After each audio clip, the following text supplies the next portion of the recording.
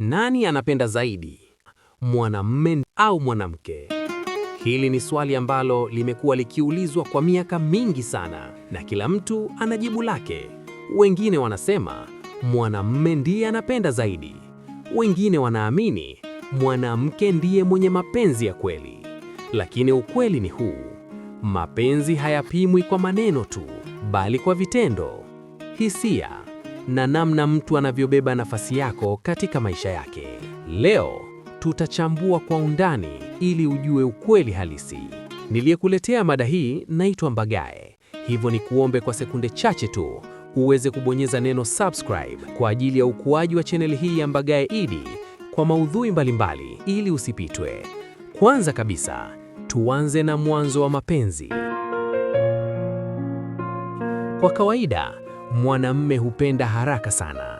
Anaweza kuvutiwa ndani ya muda mfupi kwa muonekano au mvuto wa nje. Hii ni kwa sababu mwanamume mara nyingi huongozwa na kile anachokiona. Lakini kwa upande wa mwanamke, mambo huwa tofauti kidogo. Mwanamke hupenda taratibu. Anahitaji muda wa kukujua, kuelewa tabia zako na kuona kama unaweza kuwa sehemu salama ya maisha yake. Hapa ndipo tunapata tofauti kubwa. Mwanamume huanza mapenzi haraka, lakini mwanamke hujenga mapenzi kwa msingi imara. Sasa tuangalie ukubwa wa hisia. Mwanamke akipenda, hupenda kwa kina sana. Anaunganisha hisia zake na mawazo yake na hata ndoto zake. Anapenda kwa moyo wote bila kujizuia sana. Ndiyo maana mwanamke akiumizwa huumia kwa kiwango kikubwa zaidi. Kwa upande wa mwanamume, anaweza kupenda pia kwa dhati, lakini mara nyingi hujilinda kihisia. Hii haimaanishi hapendi, bali ana njia tofauti ya kuonyesha na kubeba hisia zake.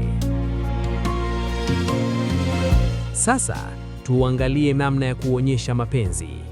Mwanamume huonyesha mapenzi yake kwa vitendo. Atakusaidia unapohitaji msaada, atakupa muda wake, na mara nyingi atajaribu kukulinda. Hii ndiyo lugha yake ya mapenzi. Lakini mwanamke huonyesha mapenzi kwa maneno na hisia.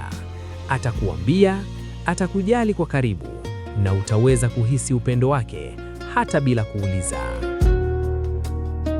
Sasa tuangalie uvumilivu katika mahusiano. Kwa ukweli, wanawake wengi huvumilia sana.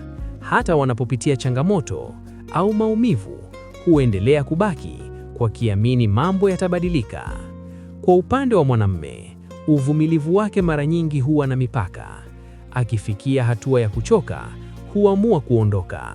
Hapa ndipo watu wengi husema mwanamume anapenda zaidi kwa sababu ya uvumilivu wake. Lakini je, hii ndiyo kipimo halisi? Sasa tuangalie kinachotokea baada ya kuachana.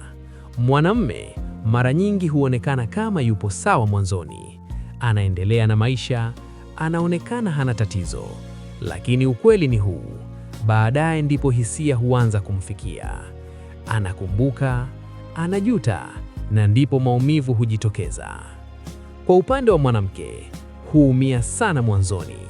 Analia, anafikiria sana na hupitia maumivu ya moja kwa moja. Lakini kadri muda unavyokwenda, huanza kupona na kuendelea na maisha yake. Sasa jibu ni lipi?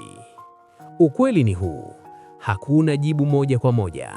Mapenzi hayapimwi kwa jinsia, bali hupimwa na mtu binafsi. Hivyo, kuna wanaume wanaopenda kwa dhati sana na kuna wanawake wanaopenda kwa nguvu ile ile. Lakini kwa mtazamo wa jumla, mwanamke hupenda kwa kina zaidi, wakati mwanamume hupenda kwa vitendo zaidi. Sasa, wewe unasemaje? Nani anapenda zaidi, mwanamume au mwanamke? Andika maoni yako kwenye comment, mwanamume au mwanamke. Na kama umejifunza kitu leo, usisahau like, subscribe na kushare.